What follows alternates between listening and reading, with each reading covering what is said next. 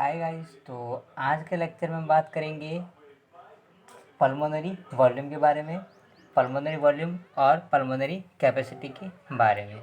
तो अब तक हमने रेस्पिरेटरी सिस्टम में पढ़ा, उसकी एनाटॉमी को हमने पढ़ा, external nostril, internal nostril and pharynx, larynx, trachea, bronchus, respiratory tree, bronchial tree and lungs, इन सब के बारे में पढ़ा। अब हम बात करेंगे पल्मोनरी वॉल्यूम के बारे में। पल्मोनरी वॉल्यूम क्या होता है? पल्मोनरी वॉल्यूम एंड कैपेसिटी के बारे में।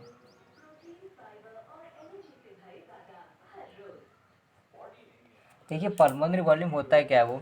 तो जनरली जब हम श्वास लेते हैं तो एयर का एक फिक्स वॉल्यूम हमारे लंग्स के अंदर जाता है और एक फिक्स वॉल्यूम जो होता है वो बाहर निकलता है। तो उसी को हम कहते हैं पल्मोनरी वॉल्यूम, यानी कि लंग्स से रिलेटेड कितनी एयर हम अंदर लेते हैं और कितनी एयर बाहर निकालते हैं। और साथ में हमारे लंग्स की कैपेसिटी कितनी है कि वो कितनी एयर को धारण कर सकता है, हमारा जो लंग्स होता है वो। क्लियर? समझ पा रहे हो पल्मोनरी वॉल्यूम? यानी कि जब हम श्वास लेते हैं तो कितनी एयर का कितना वॉल्यूम बॉडी के अंदर जाता है और कितना वॉल्यूम बाहर निकालते हैं। और साथ में हम बात करेंगे कैपेसिटी की, यानी कि लंग्स मैक्सिमम कितनी कितनी एयर को रख सकता है, कितनी एयर को धारण कर सकता है, उसके बारे में बात करेंगे। तो सबसे पहले अगर हम पल्मोनरी वॉल्यूम की बात करें तो इसको मेज़र करने के लिए हम स्पायरोमीटर का यूज़ करते हैं। स्पायरोमीटर से हम इसको मेज़र करते हैं। तो जो इसकी मेज़रमेंट की बात करें तो फेफड़ों की भौतिक क्षमता, यानी कि वो कितनी एयर को धारण कर सकता है। तो जो फेफड़ों की जो भौतिक क्षमता होती है, कौन सी भौतिक क्षमता? एयर को धारण करने की, कितनी एयर को वो अपने अंदर रख सकता है, उसको हम स्पायरोमीटर से नापा जाता है। किससे नापा जाता है? स्पायरोमीटर से। तो फेफड़ों की भौतिक क्षमता को हम स्पायरोमीटर से नाप सकते हैं। अब बात करते हैं पल्मोनरी वॉल्यूम्स के बारे में पूरा। तो सबसे पहले हम बात करेंगे टाइडल वॉल्यूम के बारे में। टाइडल वॉल्यूम क्या होता है वो?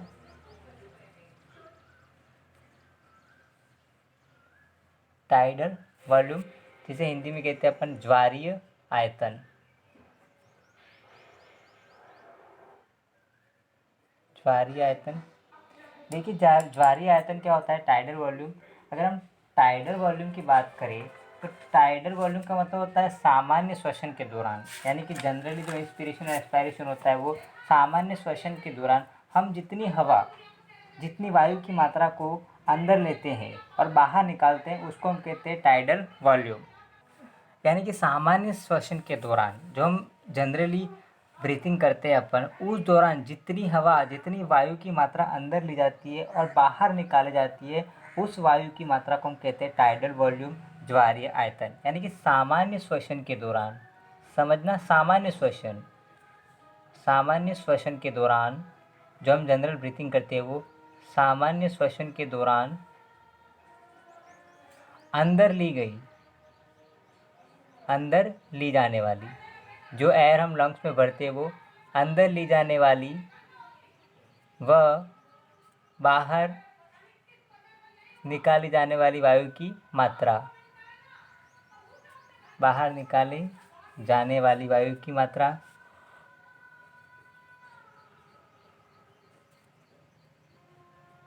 उसको हम कहते हैं ज्वारीय आयतन। नॉर्मल ब्रीथिंग के दौरान हम जितनी एयर अंदर लेते हैं, जितनी एयर बाहर निकाल, उसे हम ज्वारीय आयतन कहते हैं, टाइडल वॉल्यूम। और इसकी जो मात्रा होती है वो होती है 500 ml। कितनी? अगर क्वांटिटी की बात करें तो क्वांटिटी कितनी होती है टाइडल वॉल्यूम की? यानी कि टाइडल जो वॉल्यूम होता है वो होता है 500 ml। यानी कि सामान्य श्वसन के दौरान, जो सामान्य श्वसन होता है, इंस्पिरेशन और एक्सपिरेशन, तो सामान्य श्वसन के दौरान हम 500 ml वायु को अंदर भरते हैं फेफड़ों में और 500 ml वायु को बाहर निकालते हैं, उसको हम कहते हैं टाइडल वॉल्यूम। अब हम बात करेंगे inspiratory reserve volume. Inspiratory reserve volume जिसको कहते हैं अंतः श्वसन आरक्षित आयतन। इंस्पायरेटरी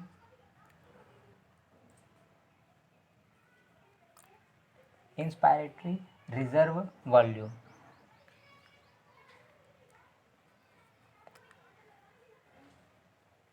इंस्पायरेटरी रिजर्व वॉल्यूम, जिसको हम कहते हैं अंतः श्वसन आरक्षित आयतन।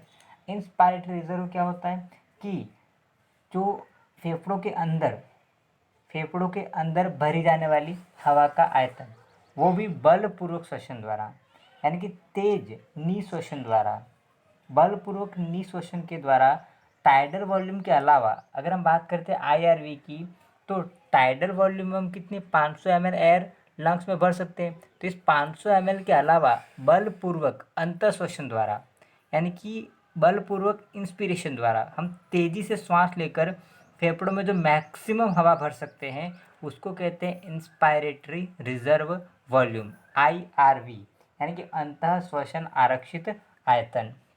हिंदी में इसको हम कहते हैं अंतः श्वसन आरक्षित आयतन, अंतः श्वसन आरक्षित आयतन, यानी कि बलपूर्वक अंतः श्वसन द्वारा फेफड़ों में भरी जाने वाली वायु की मात्रा, बलपूर्वक अंतः श्वसन द्वारा, यानी कि इंस्पिरेशन, अंतः श्वसन द्वारा, बलपूर्वक अंतः श्वसन द्वारा फेफड़ों में ज्वारीय आयतन के अतिरिक्त टाइडल वॉल्यूम के अलावा, ज्वारीय आयतन के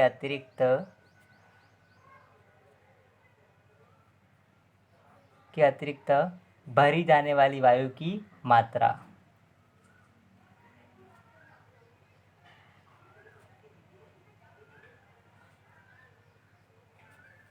वायु की मात्रा, उसको हम कहते हैं इंस्पायरेटरी रिजर्व वॉल्यूम। तो टाइडल वॉल्यूम क्या होता है? सामान्य श्वसन के दौरान जो हम वायु की मात्रा अंदर लेते हैं और बाहर निकालते हैं, उसको तो हम कहते हैं टाइडल वॉल्यूम, ज्वारीय आयतन। और inspiratory reserve volume it mean कि बलपूर्वक, जो हम बलपूर्वक अंतःश्वसन करते हैं और उसके द्वारा फेफड़ों में जो ज्वारीय आयतन होता है उसके अतिरिक्त, ज्वारीय आयतन के अतिरिक्त, ज्वारीय आयतन के अतिरिक्त जो वायु की मात्रा हम भरते हैं, उसको हम कहते हैं इंस्पायरेटरी रिजर्व वॉल्यूम। और इसकी जो मात्रा होती है वो होती है 3000 ml, 2500 से 3000 ml तक होती है। तो इसकी अगर मात्रा की बात करें IRV की, इंस्पायरेटरी रिजर्व वॉल्यूम, तो इसकी क्वांटिटी होती है 3000 ml तक होती है। यानी कि हम टाइडल वॉल्यूम 500 ml के अतिरिक्त जब बलपूर्वक तेजी से श्वास अंदर खींचते हैं तो 3000 ml वायु की मात्रा को हम फेफड़ों में भर सकते हैं। क्लियर? टाइडल वॉल्यूम की बात करें तो बहुत ही ये सामान्य श्वसन के दौरान, मतलब जब हम सामान्य श्वसन करते हैं उसके दौरान अंदर ली जाने वाली और बाहर निकाली जाने वाली जो वायु की मात्रा है, जो जनरल रेस्पिरेशन होता है जो हम कर रहे हैं वो, उसमें 500 ml वॉल्यूम होता है जो अंदर जाता है और बाहर निकलता है हवा का, वायु का। और इंस्पायरेटरी रिजर्व वॉल्यूम की बात करें तो बलपूर्वक तेजी से अंदर श्वास लेकर, बलपूर्वक अंतःश्वसन, तेजी से अंदर श्वास लेके जो टाइडल वॉल्यूम है, ज्वारीय आयतन, उसके अतिरिक्त जो वायु अंदर भरते हैं अपन, उसको हम कहते हैं इंस्पायरेटरी रिजर्व वॉल्यूम, अंतःश्वसन आरक्षित आयतन, जिसका मान होता है 3000 ml। अब हम बात करेंगे तीसरा पल्मोनरी वॉल्यूम, जिसको हम कहते हैं एक्सपायरेटरी रिजर्व वॉल्यूम। तीसरा जो है वो है एक्सपायरेटरी रिजर्व वॉल्यूम, जिसको हिंदी में अपन कहते हैं बहिश्वसन आरक्षित आयतन, बहिश्वसन आरक्षित आयतन।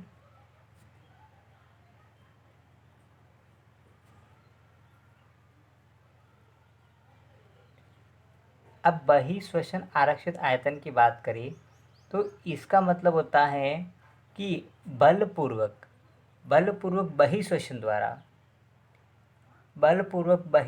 द्वारा ज्वारीय आयतन के अतिरिक्त बाहर निकाले जाने वाली वायु की मात्रा, समझ रहे हो, वो कहलाती है बहिश्वसन आरक्षित आयतन, एक्सपायरेटरी रिजर्व वॉल्यूम।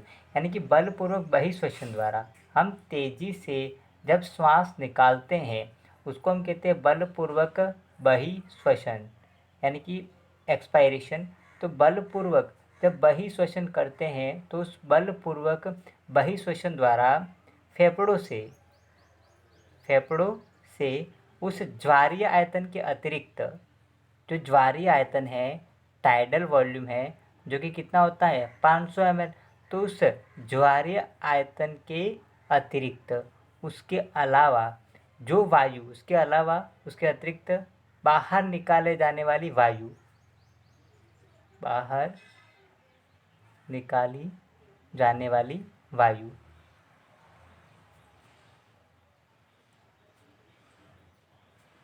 उसको हम कहते हैं एक्सपायरेटरी रिजर्व वॉल्यूम।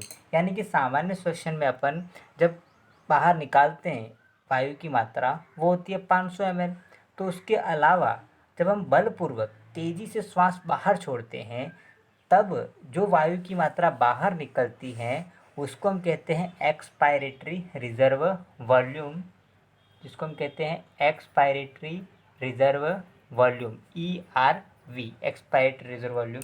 और अगर ERV की बात करें तो इसका जो वॉल्यूम होता है वो होता है 1000 से 1100 ml। अगर एक्सपायरेटरी रिजर्व वॉल्यूम की बात करें ERV की तो इसकी क्वांटिटी कितनी होती है 1000 से लगाकर 1100 ml तक होती है। इतनी वायु की मात्रा को हम बलपूर्वक फेफड़ों से बाहर निकाल सकते हैं। तो ज्वारीय आयतन की बात करें, ज्वारीय आयतन यानी कि सामान्य श्वसन में हम जितनी एयर की मात्रा को बाहर निकालते हैं और फेफड़ों के अंदर भरते हैं वो कहलाता है अपना ज्वारीय आयतन, टाइडल वॉल्यूम, जो कि होता है 500 ml।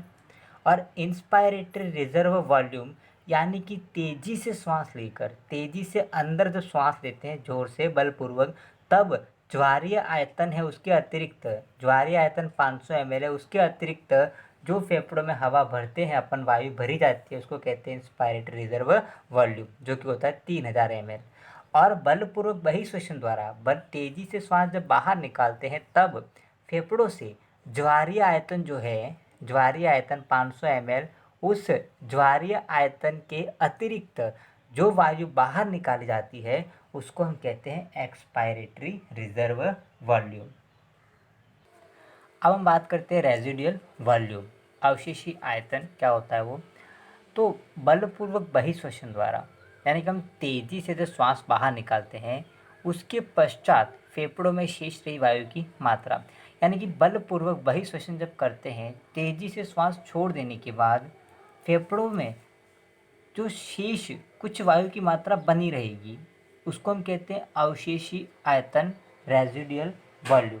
और इसकी जो मात्रा होती है RV, जिसको हम कहते हैं रेजिडुअल वॉल्यूम, अवशेषी आयतन, और इसकी मात्रा की बात करें तो इसकी मात्रा होती है 1200 ml। तो रेजिडुअल वॉल्यूम कितना होता है 1200 ml। और इसकी खास बात क्या है, ये फेफड़ों में हमेशा बनी रहेगी, मतलब ये कभी फेफड़ों से बाहर नहीं निकलेगी, हमेशा बनी रहती हैं। देखो एक होता है डेड स्पेस वॉल्यूम भी होता है जो कि 150 ml होता है, जो कि हमेशा बना रहता है ब्रोंकियल ट्री में, जो हमने पढ़ा था। और एक होता है रेजिडुअल वॉल्यूम जो कि 1200 ml है, वो फेफड़ों में हमेशा बना रहेगा, जो कभी बाहर नहीं आता है। 1200 ml वायु फेफड़ों में हमेशा भरी रहती है, जो हम कितना भी बल लगा लें, कितना भी बलपूर्वक बहिश्वसन कर ले, कितना भी तेज़ी से सांस बाहर निकाल लें, 1200 ml जो वायु की मात्रा है वो कभी बाहर नहीं निकल सकेगी, वो हमेशा फेफड़ों में बनी रहती है। उसी प्रकार 150 ml होता है जिसको हम कहते हैं डेड स्पेस वॉल्यूम, हमने ब्रोंकियल ट्री में डिस्कस किया था 150 ml, जो कि हमेशा कहाँ पर ब्रोंकियल ट्री में बना रहता है, जिसको हम क्या बोलते हैं डेड स्पेस वॉल्यूम बोला था हमने, डेड स्पेस वॉल्यूम। ये भी हमेशा बना रहता है, जो कभी बाहर नहीं निकाला जा सकता, डेड स्पेस वॉल्यूम हमने इसको बोला था। क्लियर। रेजिडुअल वॉल्यूम, तो टाइडल वॉल्यूम सामान्य श्वसन के दौरान अंदर भरी जाने वाली और बाहर निकाली जाने वाली वायु की मात्रा। इंस्पायरेटरी रिजर्व वॉल्यूम बलपूर्वक अंतर श्वसन द्वारा अंदर भरी जाने वाली वायु की मात्रा। और एक्सपायरेटरी रिजर्व वॉल्यूम बलपूर्वक बहिश्वसन द्वारा बाहर निकाले जाने वाली वायु की मात्रा। और रेजिडुअल वॉल्यूम यानी कि कितनी भी कोशिश कर लिए बलपूर्वक बहिर्श्वसन के पश्चात भी फेफड़ों में वायु की कुछ मात्रा हमेशा बनी रहती है, उसको हम कहते हैं रेजिडुअल वॉल्यूम, अवशेषी आयतन, और जिसकी क्वांटिटी होती है 1200 ml। क्लियर यहाँ तक? तो ये चारों हमने बात की पल्मोनरी वॉल्यूम की, फुफ्फुसीय आयतन के बारे में। जो पहला है टाइडल वॉल्यूम, फर्स्ट हम देख रहे हैं टाइडल वॉल्यूम, और दूसरा है इंस्पायरेटरी रिजर्व वॉल्यूम IRV जो कि 3000 ml है। चौथा है एक्सपायरेटरी रिजर्व वॉल्यूम, तीसरा सॉरी, जिसकी क्वांटिटी है 1000 से 1100 ml, और चौथा है रेजिडुअल वॉल्यूम जिसकी क्वांटिटी होती है 1200 ml। तो ये हमने बात की पल्मोनरी वॉल्यूम की। अब हम बात करेंगे पल्मोनरी कैपेसिटी, फुफ्फुसीय क्षमताओं के बारे में, कि लंग्स में कितनी वायु भरी जा सकती है, कितनी बाहर निकाली जा सकती है, कितना अवशेषीय आयतन है टोटल, उन सब के बारे में बात करेंगे। अब हम बात करते हैं पल्मोनरी कैपेसिटी यानी कि फुफ्फुसीय क्षमताओं के बारे में। उसमें सबसे पहले हम बात करेंगे इंस्पायरेटरी कैपेसिटी। सबसे पहले हम किसके बारे में बात करेंगे? इंस्पायरेटरी कैपेसिटी के बारे में। इंस्पायरेटरी कैपेसिटी,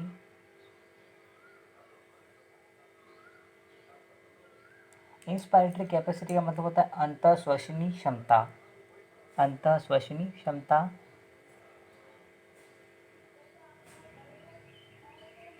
यानी कि हम अपने फेफड़ों में मैक्सिमम कितनी मात्रा में वायु अंदर भर सकते हैं। इंस्पायरेटरी कैपेसिटी यानी इंस्पायरेटरी यानी कि अंदर भरी जाने वाली वायु का आयतन, यानी कि हम बलपूर्वक अधिकतम हमारे फेफड़ों को फैलाकर कितनी वायु अंदर भर सकते हैं, उसको हम कहते हैं इंस्पायरेटरी कैपेसिटी। इंस्पायरेटरी कैपेसिटी का मतलब क्या हुआ? फेफड़ों को अधिकतम फैलाकर कितनी वायु अंदर भरी जा सके, फेफड़ों को अधिकतम फैलाकर कितनी वायु अंदर भरी जा सके, उसको हम कहते हैं इंस्पायरेटरी कैपेसिटी। फेफड़ों को अधिकतम फैलाकर जितनी वायु अंदर भरी जा सके, जितनी वायु अंदर भरी जा सके, उसको हम कहते हैं इंस्पायरेटरी कैपेसिटी। तो जब हम बात करते हैं इंस्पायरेटरी कैपेसिटी की, तो इंस्पायरेटरी कैपेसिटी में जो टाइडल वॉल्यूम होता है, ज्वारीय आयतन, जो जनरली हम श्वास लेते हैं तब अंदर वायु भरी जाती है वो, और दूसरा बलपूर्वक श्वास लेकर जो वायु भरी जाती है वो दोनों शामिल होती है। तो इंस्पायरेटरी कैपेसिटी की बात करें तो इसके अंदर कौन कौन सा आता है? एक तो टाइडल वॉल्यूम, ज्वारीय आयतन, जो हम सामान्य श्वसन में वायु की जितनी मात्रा अंदर भर सकते हैं, और दूसरा बलपूर्वक अंतःश्वसन द्वारा तेजी से श्वास लेकर कितनी अंदर भर सकते हैं, जिसको हम क्या बोलते हैं? Inspiratory reserve volume. तो ये दोनों मिलकर बनाती है इंस्पायरेटरी कैपेसिटी। तो जब हम बात करते हैं इंस्पायरेटरी कैपेसिटी की, तो उसमें कौन कौन से वॉल्यूम आते हैं?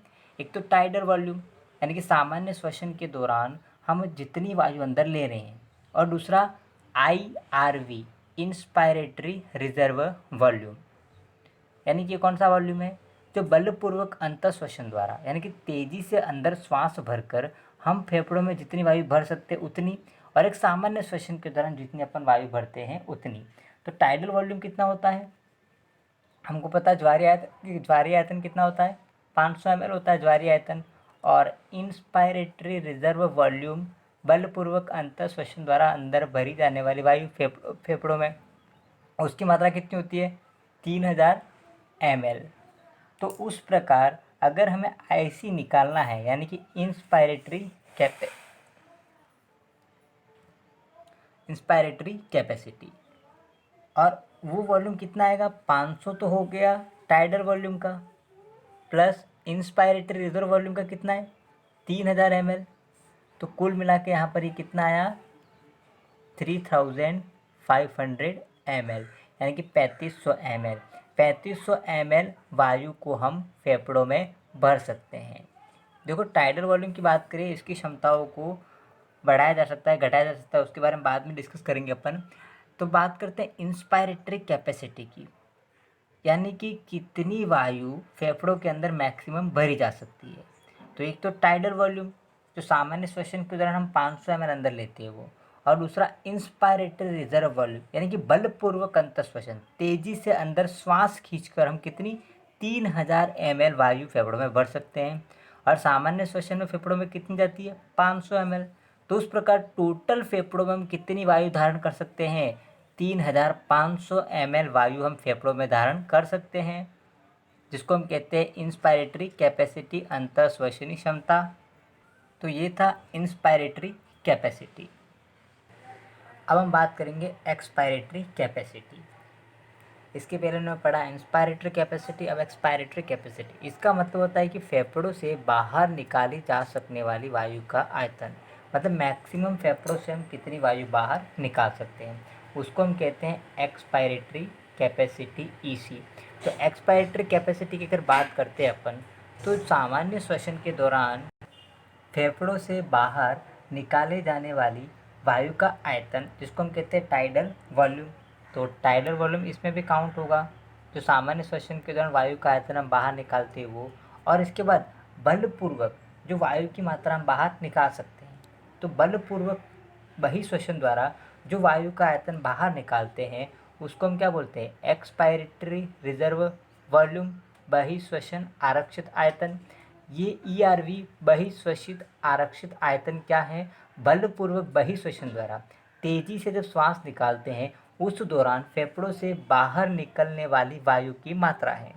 और टीवी की बात करें टाइडल वॉल्यूम की, तो सामान्य श्वसन के दौरान जो हम सामान्य श्वसन करते हैं उसके दौरान फेफड़ों से बाहर निकलने वाला वायु का आयतन, उसको हम कहते हैं टाइडल वॉल्यूम। तो टाइडल वॉल्यूम कितना होता है, टाइडल वॉल्यूम की बात करें तो उसकी मात्रा होती है 500 ml, और दूसरा है एक्सपायरेटरी रिजर्व वॉल्यूम, यानी कि बलपूर्वक फेफड़ों से हम कितनी बाहर निकाल सकते हैं 1200 ml। बलपूर्वक कितने निकाल सकते हैं 1200 ml। तो इस प्रकार बलपूर्वक 1000, 1200 रेजिड्यूल होता है। तो एक्सपायरेटरी रिजर्व वॉल्यूम कितना होता है 1000 ml होता है, और टाइडल वॉल्यूम कितना होता है 500 ml। तो इस प्रकार हम एक्सपायरेटरी कैपेसिटी, यानी कि फेफड़ों से बाहर निकाली जाने वाली वायु का आयतन वो कितना हो जाएगा, ईसी कितना हो जाएगा, एक्सपायरेटरी कैपेसिटी टाइडल वॉल्यूम कितना है 500 प्लस एक्सपायरेटरी रिजर्व वॉल्यूम कितना हो गया 1000। तो इस प्रकार इसकी मात्रा कितनी होगी 1500 ml, यानी कि 1500 ml फेफड़ों से हम बाहर निकाल सकते हैं। 1500 ml वायु की मात्रा को हम फेफड़ों से बाहर निकाला जा सकता है, उसको हम कहते हैं expiratory capacity. Clear. Expiratory capacity यानी कि टाइडल वॉल्यूम प्लस ईआरवी, सामान्य श्वसन के दौरान फेफड़ों से बाहर निकाले जाने वाली वायु का आयतन टाइडल वॉल्यूम, और बलपूर्वक तेजी से श्वास बाहर निकाले जाने वाली वायु का आयतन ईआरवी। तो बलपूर्वक कितना निकाल सकते हैं 1000 ml, और सामान्य कितना निकाल सकते हैं 500 ml। तो कुल मिला के फेफड़ों से बाहर निकलने वाली वायु का आयतन हो जाएगा 1500 ml। क्लियर। अब बात करते हैं तीसरे प्रकार की पल्मोनरी कैपेसिटी, जिसको हम कहते हैं फंक्शनल रेजिडुअल कैपेसिटी। तीसरे प्रकार की जो है वो है फंक्शनल रेजिडुअल कैपेसिटी।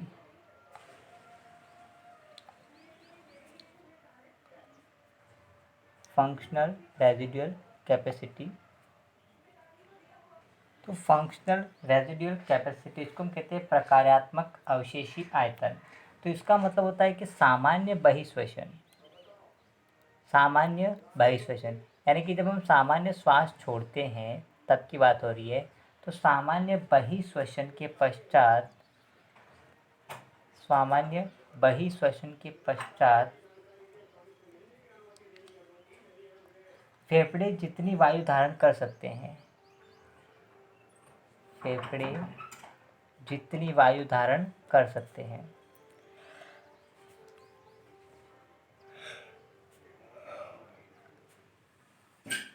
उसको हम कहते हैं फंक्शनल रेजिडुअल कैपेसिटी, यानी कि सामान्य बहिश्वसन।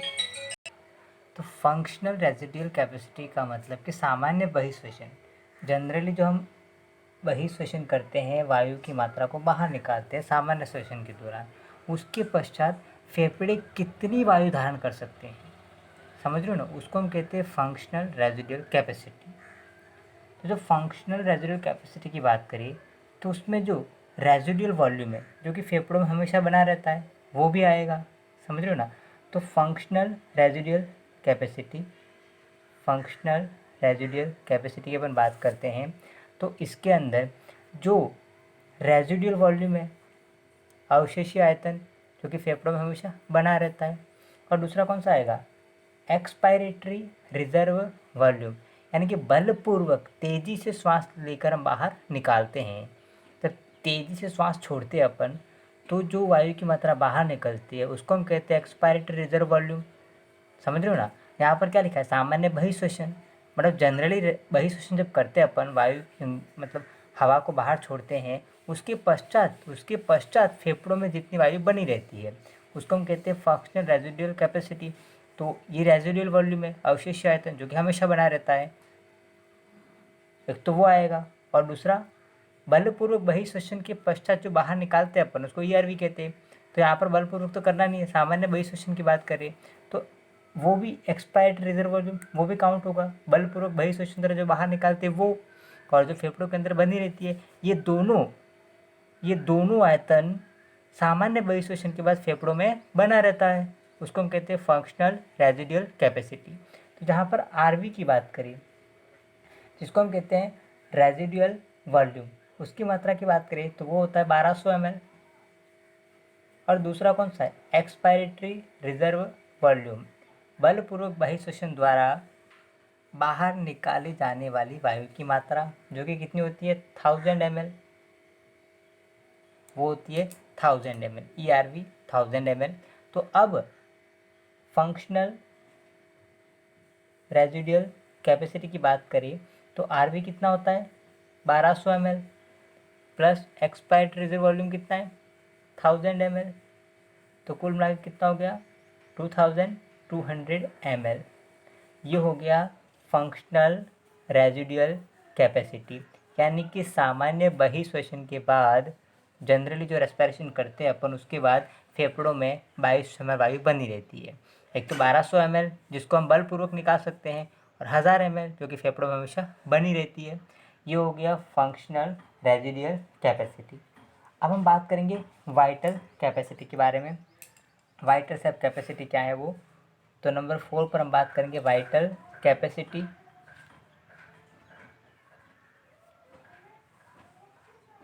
जिसको हम कहते हैं जैविक क्षमता, वाइटल कैपेसिटी, जैविक क्षमता।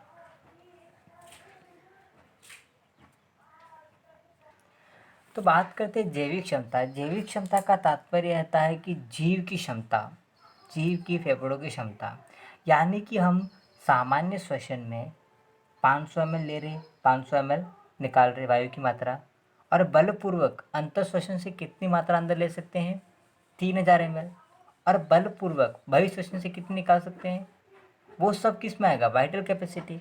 तो वाइटल कैपेसिटी की बात कर रहे हैं तो इसके अंदर कौन कौन सा आएगा वाइटल कैपेसिटी में, एक तो टाइडल वॉल्यूम, सामान्य श्वसन में हम जितने निकाल रहे हैं और अंदर ग्रहण कर रहे हैं, है ना, VC की बात करें तो वाइटल कैपेसिटी। तो टाइडल वॉल्यूम, सामान्य श्वसन में जितनी वायु अंदर लेते हैं और जितने निकालते हैं, प्लस बलपूर्वक तेजी से श्वास लेकर कितनी अपन अंदर फेफड़ों में भर सकते हैं उसको हम कहते हैं IRV, प्लस बलपूर्वक श्वास को छोड़कर कितने निकाल सकते हैं उसको हम कहते हैं एक्सपायरेटरी रिजर्व वॉल्यूम। तो ये सब मिलाकर क्या हो जाएगा, वाइटल कैपेसिटी, यानी कि जैविक क्षमता, एक जीव की क्षमता। सामान्य श्वसन वो कितनी बाहर ले सकता है, ये तो सामान्य श्वसन में, ये बलपूर्वक अंदर खींच सकता है, और ये बलपूर्वक श्वास को बाहर छोड़कर वायु का निकाला जाने वाला आयतन। समझ रहे हो, ये सामान्य श्वसन में अंदर भरी जाने वाली और बाहर निकालने वाली वायु का आयतन, ये बलपूर्वक अंतःश्वसन द्वारा बलपूर्वक तेजी से श्वास लेकर अंदर भरी जाने वाली वायु का आयतन, और ये तेजी से श्वास छोड़कर बाहर निकाले जाने वाली वायु का आयतन। तो ये सब मिलाकर क्या कहलाता है, जैविक क्षमता, वाइटल कैपेसिटी। तो जहाँ पर बात करते हैं वाइटल कैपेसिटी, वाइटल कैपेसिटी, तो वो कितना आ जाएगा, ठीक है, टाइडल वॉल्यूम कितना होता है, जब टाइडल वॉल्यूम की बात करें, टाइडल वॉल्यूम कितना होता है 500 ml।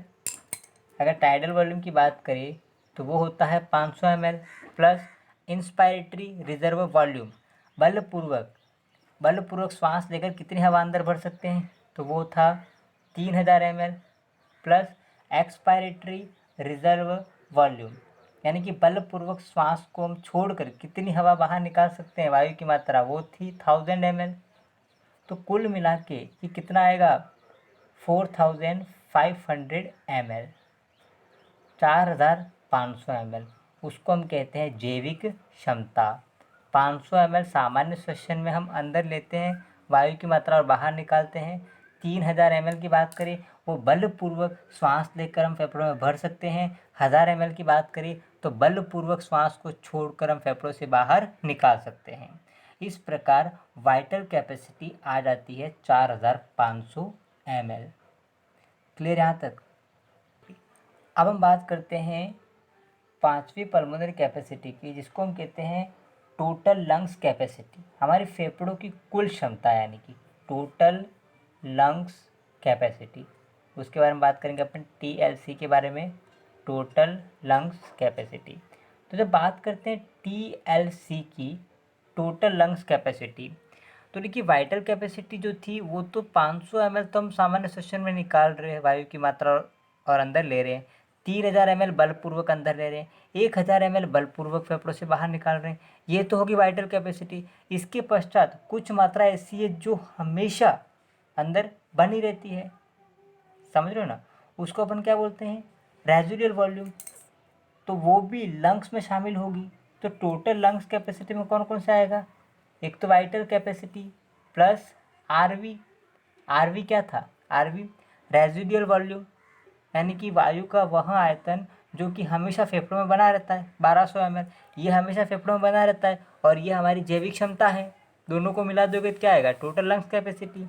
तो वीसी में क्या क्या आता है, tidal volume plus inspiratory reserve volume plus क्या आता है, एक्सपायरेटरी रिजर्व वॉल्यूम। ये सब किस में आता है, वाइटल कैपेसिटी में। और उसके साथ क्या जोड़ना अपने को, रेजिडुअल वॉल्यूम। तो ये आ जाएगा टोटल लंग्स कैपेसिटी। अब बात करते हैं टाइडल वॉल्यूम। टाइडल वॉल्यूम कितना होता है, 500 ml। टाइडल वॉल्यूम कितना है, 500 ml। और इंस्पायरेटरी रिजर्व वॉल्यूम, बलपूर्वक श्वास लेकर फेफड़ों में कितनी भरी जा सकती है, 3000 ml। ओके। इसके बाद एक्सपायरेटरी रिजर्व वॉल्यूम, बलपूर्वक श्वास छोड़कर कितनी बाहर निकाली जा सकती है, 1000 ml। ओके। और आरवी कितनी भी कोशिश कर लो हमेशा फेफड़ों में बनी रहेगी, कितनी होती है, 1200 ml। क्लियर? अब इन सबको प्लस कर दो तो टाइडल वॉल्यूम कितना है, 500 ml plus inspiratory reserve volume 3000 ml plus expiratory reserve volume 1000 ml plus residual volume कितना है, 1200 ml। तो ये कितना आएगा, कितना, 3000, 4000, 5000, 5500 और 5700। तो ये अप्रोक्सीमेट कितना आता है, 5700 ml। तो इस प्रकार जो टोटल लंग्स कैपेसिटी होती है, फेफड़ों की कुल क्षमता, वो कहाँ से कहाँ तक होती है, 5700 ml से लगभग 6000 ml, यानी कि 5.5 लीटर से 6 लीटर के अप्रोक्सीमेट होती है टोटल लंग्स कैपेसिटी, यानी कि फुफ्फुसीय क्षमता जो होती है वो होती है 5700 ml से 6000 ml तक होती है। तो हम स्पायरोमीटर क्या होता है, फुफ्फुस की क्षमता व आयतन के मापन का यंत्र। हम बात करते हैं स्पायरोमीटर की। तो स्पायरोमीटर क्या होता है, स्पायरोमीटर की बात करें तो जो आयतन और क्षमताओं को मापने का यंत्र है फेफड़ों संबंधित। इसका दूसरा होता है स्पायरोमेट्री। जहाँ पर बात करते हैं स्पायरोमेट्री की, तो स्पायरोमेट्री वह तकनीक है जिससे आयतन और क्षमताएं मापी जाती है। आयतन और क्षमताएं जिससे नापी जाती है वो स्पायरोमीटर, आयतन और क्षमताएं जिस तकनीक से नापी जाती है उसको स्पायरोमेट्री। और तीसरा होता है स्पायरोग्राम।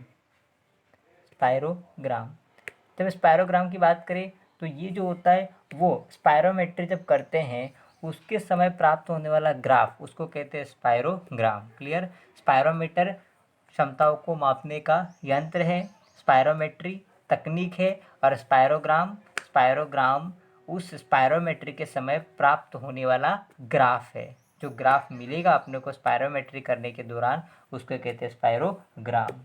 क्लियर है यहाँ तक? तो चलिए कुछ क्वेश्चंस करते हैं पल्मोनरी वॉल्यूम से रिलेटेड। देखिए क्वेश्चन नंबर फर्स्ट कि यदि किसी व्यक्ति में क्रियाशील अवशिष्ट क्षमता दी हुई है FRC जिसको हम कहते हैं वो 2300 ml है, और उसका जो रेजिडुअल वॉल्यूम है अवशेषीय आयतन वो भी दिया हुआ है 1200 ml, और अंतःश्वसन आयतन IC, अंतःश्वसन आयतन है कि फेफड़ों के अंदर भरी जाने वाली वायु का आयतन, दोनों टाइडल वॉल्यूम और इंस्पायरेटरी रिजर्व वॉल्यूम दोनों आते हैं क्योंकि वो इंस्पायरेटरी कैपेसिटी की बात कर रहा है। तो IC कितना है 3500 ml, और हमको पूछा गया जैविक क्षमता निकालिए। जैविक क्षमता वाइटल कैपेसिटी क्या होगी? 5800 ml, 5700 ml, 4600 ml या 2300 ml। तो हमको क्या क्या दिया हुआ है? FRC दिया हुआ है, फंक्शनल रेजिडुअल वॉल्यूम, और फंक्शनल रेजिडुअल वॉल्यूम FRV ये कैपेसिटी फंक्शनल रेजिडुअल कैपेसिटी वो कितना होता है? फंक्शनल रेजिडुअल कैपेसिटी की बात करें तो वो क्या होती है? एक तो रेजिडुअल वॉल्यूम और साथ में एक्सपायरेटरी रिजर्व वॉल्यूम। तो FRC फंक्शनल रेजिडुअल कैपेसिटी क्या होता है? FRC functional residual capacity. तो इसके अंदर क्या क्या आता है? एक तो RV रेजिडुअल वॉल्यूम, वो आयतन जिसे हम बाहर नहीं निकाल सकते, और दूसरा ERV एक्सपायरेटरी रिजर्व वॉल्यूम, बलपूर्वक बहिर्शोषण से अपन बाहर निकालते वो, और अवशेषीय आयतन, ये दोनों मिलाकर क्या बनाता है? फंक्शनल रेजिडुअल कैपेसिटी बनाता है। तो उसका वॉल्यूम कितना दिया हुआ है? 2300 ml। तो उसका वैल्यू हमको 2300 ml दिया हुआ है। RV दिया हुआ है 1200 ml, ये RV आ गया 1200 ml प्लस ERV। तो यहाँ से क्या आ जाएगा हमारे पास? ERV निकाल लेंगे अपन। वो अपने को क्या चाहिए? VC चाहिए, वाइटल कैपेसिटी। और VC क्या होता है? VC क्या होता है? VC के अंदर क्या क्या आता है? TV टाइडल वॉल्यूम प्लस क्या आएगा? इंस्पायरेटरी रिजर्व वॉल्यूम प्लस क्या आएगा? Expiratory reserve volume. ये सब मिलकर वाइटल कैपेसिटी बनाते हैं। तो हमें इसके लिए क्या चाहिएगा? ERV चाहिएगा, ERV और IRV और TV तीनों चाहिए। तो यहाँ से हमें ERV मिल जाएगा। तो ERV यानी कि एक्सपायरेटरी रिजर्व वॉल्यूम, बलपूर्वक श्वास छोड़कर हम कितनी बाहर निकाल सकते हैं वो, तो उसका वॉल्यूम कितना आ जाएगा? 2300 माइनस 1200, तो ये आंसर आ जाएगा 1100 ml। तो 1100 ml हमारे पास आ गया एक्सपायरेटरी रिजर्व वॉल्यूम, ये आ गया 1100 ml। अब बात करते हैं IC की। उसने IC दिया हुआ है इंस्पायरेटरी कैपेसिटी कितना? 3500 ml। तो IC क्या होता है? Inspiratory capacity. तो IC कितना है? इंस्पायरेटरी कैपेसिटी यहाँ पर कितना दिया अपने को? 3500 ml दिया हुआ है, 3500 ml। अब IC क्या होता है? इंस्पायरेटरी कैपेसिटी के अंदर क्या आता है? एक तो TV टाइडल वॉल्यूम, ज्वारीय आयतन, और साथ में क्या आता है? Inspiratory reserve volume. ये दोनों मिलकर क्या बनाते हैं? IC बनाते हैं। सामान्य बल शोषण में जितनी वायु अंदर ले सकते हैं उतनी, और बलपूर्वक श्वास खींचकर जितनी वायु ले सकते हैं उसको अपन क्या बोलते हैं? Inspiratory capacity. तो ये दोनों मिलकर बनाते हैं IC। अब अपने को क्या निकालना है? VC। तो VC इज इक्वल टू क्या होता है? TV plus IRV plus ERV, ये तीनों मिलकर क्या बनाते हैं? Vital capacity. अब TV plus I R V दिया हुआ है 3500 ml। तो ये तो क्या हो गया? इंस्पायरेटरी कैपेसिटी प्लस क्या आ गया? Expiratory reserve volume. तो इंस्पायरेटरी कैपेसिटी कितनी है अपनी? इंस्पायरेटरी कैपेसिटी कितनी होगी? 3500 ml प्लस ERV निकाला हमने कितना? 1100 ml। ये जो 1100 ml निकाला था वो क्या था? Expiratory reserve volume. तो कितना आंसर आया? 3 और 4000 और 4600, 4600 ml। तो ऑप्शन थर्ड सही होगा, 4600 ml। क्लियर? देखिए क्वेश्चन कैसे किया, वो फंक्शनल रेजिडुअल कैपेसिटी दी हुई थी जिसका मतलब होता है RV प्लस ERV। हमको पूछा गया था वाइटल कैपेसिटी। तो वाइटल कैपेसिटी क्या होती है? Tidal volume plus IRV plus ERV। तो हमको FRC दिया हुआ था, वहाँ से हमने ERV निकाला, ERV आ गया। अब क्या क्या चाहिए था? TV और IRV। तो हमको IC दिया हुआ था, और IC क्या होता है? TV plus IRV। तो TV plus IRV, TV plus IRV ये रहा। TV प्लस IRV चाहिए था, वो TV प्लस IRV ये रहा। अब बात करते हैं दूसरा कौन सा चाहिए था अपने को? ERV। और ERV हमने कहाँ से निकाला? यहाँ से हमने ERV निकाल दिया। अब दोनों को प्लस कर दिया तो आंसर आ गया 4600 ml, जो कि उसकी वाइटल कैपेसिटी होगी। क्लियर? चलिए नेक्स्ट क्वेश्चन करते हैं। क्रियाशील अवशिष्ट क्षमता है, क्या पूछ रहा है वो? क्रियाशील अवशिष्ट फंक्शनल रेजिडुअल कैपेसिटी, FRC की बात कर रहा है। फंक्शनल रेजिडुअल कैपेसिटी, तो फंक्शनल रेजिडुअल कैपेसिटी क्या होता है? एक तो जो बलपूर्वक बहिर्शोषण द्वारा बाहर निकालते हैं वो, और दूसरा रेजिडुअल वॉल्यूम यानी कि ERV plus RV, expiratory reserve volume plus residual volume, जो बलपूर्वक बहिर्शोषण द्वारा जो वायु का आयतन हम बाहर निकालते हैं वो, और दूसरा जो वायु का आयतन हम कभी बाहर निकाल नहीं पाते, उन दोनों को मिलाकर अपन क्या बोलते हैं? Functional residual capacity. तो वो होता है ERV प्लस RV। तो नेक्स्ट क्वेश्चन देखिए, निम्न में से कौन से फुफ्फुसीय आयतन का मापन प्रत्यक्ष रूप से स्पायरोमीटर द्वारा नहीं किया जा सकता? स्पायरोमीटर द्वारा जिसका हम मापन प्रत्यक्ष रूप से नहीं कर सकते, ज्वारीय आयतन, जैविक क्षमता, निष्कासन क्षमता या अवशिष्ट आयतन। तो बिल्कुल टाइडल वॉल्यूम जो होता है 500 ml, उसका हम मेजरमेंट कर सकते हैं। जैविक क्षमता वाइडल कैपेसिटी उसका भी कर सकते हैं। इंस्पायरेटरी कैपेसिटी उसका भी कर सकते हैं। अवशिष्ट आयतन जो रेजिडुअल वॉल्यूम होता है उसका डायरेक्ट मतलब प्रत्यक्ष रूप से मापन स्पायरोमीटर द्वारा संभव नहीं होता है। चलिए नेक्स्ट क्वेश्चन की तरफ बढ़ते हैं कि एक व्यक्ति के निम्न आंकड़ों का परीक्षण कीजिए। यह आंकड़े दिए हुए किसी व्यक्ति का जिसका इंस्पायरेटरी रिजर्व वॉल्यूम यानी कि बलपूर्वक वो श्वास अंदर लेकर 3000 ml वायु अंदर भर रहा है। रेजिडुअल वॉल्यूम जो उसके फेफड़ों में हमेशा बना रहता है 1200 ml। टाइडल वॉल्यूम यानी कि सामान्य श्वसन में 500 ml वायु अंदर ले रहा है और बाहर निकाल रहा है। और FRC दिया हुआ है, FRC फंक्शन रेजिडुअल कैपेसिटी यानी कि ERV प्लस RV, उसका वॉल्यूम दिया हुआ 2300 ml और पूछा ERV क्या होगा। ERV क्या होता है? अब यहाँ पर जो वॉल्यूम ERV यानी कि एक्सपायरेटरी रिजर्व वॉल्यूम यानी कि बलपूर्वक बहिर्शोषण द्वारा, तो ERV बलपूर्वक बहिर्शोषण द्वारा बाहर निकाले जाने वाली वायु का आयतन होता है। जो ERV होता है वो FRC में शामिल होता है, क्योंकि FRC क्या होता है ध्यान देना, FRC के ऊपर बात करें अगर, फंक्शनल रेजिडुअल कैपेसिटी, तो FRC क्या होता है? एक तो residual volume plus expiratory reserve volume, इन दोनों को मिलाकर आता है FRC। तो हमको RV भी दिया हुआ है, RV यहाँ पे दिया हुआ है और FRC भी दिया हुआ है, वहाँ से ERV निकल जाएगा। तो FRC कितना है? 2300 ml और RV कितना है? 1200 ml। और अपने को क्या निकलना है? ERV। तो ERV कितना हो जाएगा? ERV कितना हो जाएगा? 2300 माइनस 1200।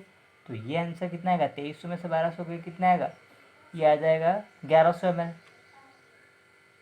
1100 ml। तो उसका जो ERV है एक्सपायरेटरी रिजर्व वॉल्यूम उस व्यक्ति का वो कितना है? 1100 ml। 1100 में लेकिन ऑप्शन सेकंड सही होगा। क्लियर यहाँ तक? तो चलिए नेक्स्ट क्वेश्चन की तरफ। यदि उच्च श्वसन आरक्षित आयतन यानी कि एक्सपायरेटरी रिजर्व वॉल्यूम, ये किसकी बात हो रही है? Expiratory reserve volume.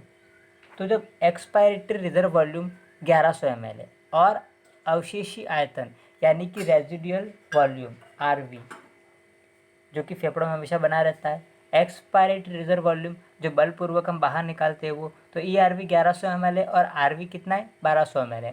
तथा टाइडल वॉल्यूम ज्वारीय आयतन 500 ml है। तो क्रियात्मक अवशेषी क्षमता यानी कि फंक्शनल रेजिडुअल कैपेसिटी FRC क्या होगी? तो FRC क्या होता है? ध्यान देना, FRC क्या होता है? तो FRC फ्रैक्शनल रेजिडुअल कैपेसिटी क्या होता है ये? अगर इसकी हम बात करें तो ये होता है RV plus ERV, residual volume plus expiratory residual volume. तो RV दिया हुआ, RV कितना है? 1200 ml।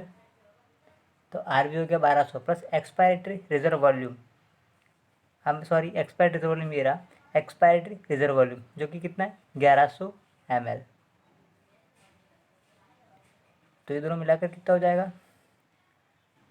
ये हो जाएगा 2223 ml। तो कितना हो जाएगा? 2323 ml। ऑप्शन थर्ड सही होगा। क्लियर? अब देखिए नेक्स्ट क्वेश्चन। प्रत्येक सामान्य श्वास के दौरान निश्वसित यानी कि इंस्पिरेशन अंदर भरी जाने वाली एवं उच्च श्वसित यानी कि एक्सपिरेशन यानी कि बाहर निकाले जाने वाली वायु का आयतन क्या कहलाता है? यानी कि सामान्य श्वसन के दौरान जो हवा हम अंदर भरते हैं फेफड़ों में और जो हवा फेफड़ों से बाहर निकालते हैं उसका आयतन क्या कहलाता है? टाइडल वॉल्यूम, ज्वारीय आयतन। ऑप्शन थर्ड सही होगा, ज्वारीय आयतन टाइडल वॉल्यूम। अब नेक्स्ट क्वेश्चन बात करते हैं जो कि AIPMT 2008 में आया हुआ क्वेश्चन है। हमारे फेफड़ों की जैविक क्षमता, यहाँ पर बात हो रही है जैविक क्षमता की, वाइटल कैपेसिटी की। फेफड़ों की जैविक क्षमता की बात हो रही है। जैविक क्षमता क्या है वो? तो निःशोषित आरक्षित आयतन यानी कि inspiratory reserve volume plus expiratory reserve volume, IRV plus ERV। नहीं, ये दोनों मिलाकर क्या, ये दोनों मिलाकर वाइटल कैपेसिटी होती है? ये दोनों मिलाकर वाइटल कैपेसिटी नहीं होती है। वाइटल कैपेसिटी क्या होती है? वाइटल कैपेसिटी का मतलब होता है, जहाँ पर VC की बात करें तो VC में क्या क्या आता है? VC में एक तो tidal volume plus inspiratory reserve volume plus expiratory reserve volume, ये सब मिलाकर क्या होता है? वाइटल कैपेसिटी होता है। तो IRV प्लस ERV होगा नहीं। अब देखिए दूसरा, कुल फुफ्फुस क्षमता माइनस अवशेषीय आयतन। कुल फुफ्फुसीय क्षमता, टोटल लंग्स कैपेसिटी माइनस अवशेषीय आयतन। अब टोटल लंग्स कैपेसिटी क्या होती है? जहाँ पर हम TLC की बात करें, TLC, तो TLC में क्या क्या आता है? TLC की बात करें, एक तो TV tidal volume plus inspiratory reserve volume, inspiratory reserve volume plus expiratory reserve volume plus क्या आता है? Residual volume. ये सब मिलाकर क्या आता है? Total lungs capacity. ये सब मिलाकर, अब यहाँ पर देखिए TV plus IRV plus ERV, ये क्या आता है? TV plus IRV plus ERV, ये होता है वाइटल कैपेसिटी, ये पूरा। तो वाइटल कैपेसिटी निकालने के लिए अपन क्या कर सकते हैं? TLC माइनस RV, यानी कि कुल फुफ्फुसीय क्षमता, total lungs capacity minus residual volume, अवशेषीय आयतन। समझ रहे हो ना? ये पूरा क्या है? ये पूरा क्या है? VC है। तो VC निकालने के लिए क्या करेंगे? TLC माइनस RV, यानी कि वाइटल कैपेसिटी जैविक क्षमता निकालने के लिए क्या करेंगे? कुल फुफ्फुसी क्षमता, total lungs capacity minus RV residual अवशेषी आयतन, यानी कुल फुफ्फुस क्षमता माइनस अवशेषी आयतन। ऑप्शन सेकंड सही होगा। ऑप्शन थर्ड भी देख लेते हैं। निःशोषित आरक्षित आयतन यानी कि इंस्पायरेटरी रिजर्व वॉल्यूम प्लस ज्वारीय आयतन, यानी कि यहाँ पर किसकी बात हो रही है? IRV प्लस TV, तो ये भी नहीं होगा। कुल फुफ्फुस क्षमता माइनस, यानी कि टोटल लंग्स कैपेसिटी माइनस किसकी बात हो रही है? ERV की। टोटल लंग्स कैपेसिटी में से ERV, तो ये भी नहीं होगा। समझ रहे हो? वाइटल कैपेसिटी यानी क्या होता है? TV plus IRV plus ERV, तो ये हो गया। अगर टोटल लंग्स कैपेसिटी में से ये माइनस कर देंगे तो इतना बच जाएगा, और ये जो बचा वो क्या है? VC है। तो ऑप्शन सेकंड यहाँ पर सही होगा। क्लियर? ये AIPMT 2008 में आया हुआ क्वेश्चन है। चलिए नेक्स्ट क्वेश्चन की तरफ बढ़ते हैं। AIPMT 2010 में आया क्वेश्चन। यहाँ पर हमें 4 श्वसन क्षमताएं दी हुई है और 4 श्वसन आयतन दिए हुए हैं, ठीक है। और उसमें से गड़बड़ किए हुए ये, तो हमको मिलान करना है और सही फाइंड आउट करना है। समझ रहे हो? 4 श्वसन आयतन दिए हुए हैं यहाँ पर, जहाँ पर अवशेषीय आयतन, वाइटल वॉल्यूम और अंतःश्वास आयतन यानी कि इंस्पायरेटरी रिजर्व वॉल्यूम और अंतःश्वास क्षमता, ये किसकी बात हो रही है? अवशेषीय आयतन यानी कि रेजिडुअल वॉल्यूम की। और यहाँ पर ये किसकी बात हो रही है? Tidal volume. और ये अंतःश्वसन आयतन यानी कि IRV इंस्पायरेटरी रिजर्व वॉल्यूम। और ये बात हो रही है IC यानी कि इंस्पायरेटरी कैपेसिटी। फेफड़ों में कुल कितनी हवा भर सकते हैं, बलपूर्वक अंतःश्वसन द्वारा कितनी भर सकते हैं, सामान्य श्वसन में जो बाहर निकालते हैं अंदर भरते उतनी, और रेजिडुअल वॉल्यूम जो कि हमेशा अंदर बनी रहती है। क्लियर? और ये आयतन दिए हुए और हमको सही ढूंढने, वो भी 2 केवल। तो वही क्वेश्चन अगर आगे निम्नलिखित में से किस एक में 2 क्षमताओं तथा आयतनों को सही मिलाया गया है? अपने को केवल 2 ही सही ढूंढना है, ठीक है ना। अब ए पर, जहाँ पर ए पर बात कर रहे हैं वहाँ पर ए पर क्या था? अवशेषीय आयतन। अवशेषीय आयतन कितना होता है? 4500 ml होता है। नहीं। क्लियर? और बी पर वहाँ पर था टाइडल वॉल्यूम, तो टाइडल वॉल्यूम 3500 ml नहीं होता है, ठीक है। और अगर सेकंड की बात करें, सेकंड पे था टाइडल वॉल्यूम, तो और टाइडल वॉल्यूम 2500 ml नहीं होता है। और सी 4500 ml, सी का मैच 4500 ml से किया गया है। तो सी पर था IRV, तो IRV 4500 ml नहीं होता है। इसके बाद बात करते हैं सी पे 1200 ml, यानी कि सी पर था इंस्पायरेटरी रिजर्व वॉल्यूम जो कि 3000 ml होता है, 1200 ml होता नहीं है, तो ये भी गलत होगा। ऑप्शन 4 देखिए, डी पे 3500 ml और ए पे 1200 ml, यानी कि डी पे क्या था?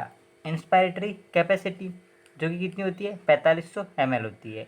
और ए पे 1200 ml, ए पर था अवशेषीय आयतन जो कि कितना होता है? 1200 ml, यानी कि ऑप्शन 4 सही होगा यहाँ पर। क्लियर? देखिए क्वेश्चन को फिर से देख लेते हैं। अवशेषीय आयतन कितना होता है? 1200 ml। तो अवशिष्ट आयतन कितना हो गया 1200 ml।